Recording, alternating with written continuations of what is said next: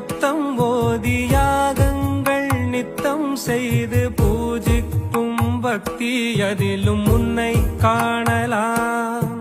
பசி என்று தன் முன் வந்து கையேந்தி கேட்கும் போது தன் உணவை தந்தால் கூட உன்னை காணலாம்.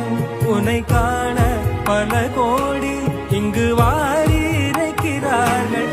எளிதாக உன்னை சேர இங்கு யாரு நினைக்கிறார்கள். அலங்காரம் அதில் நீ இல்லை, அகங்காரம் மனதில் இல்லை. துளி கள்ளம் கபடம் கலந்திடாத அன்பில் இருக்கிறாய். உணர்ந்தே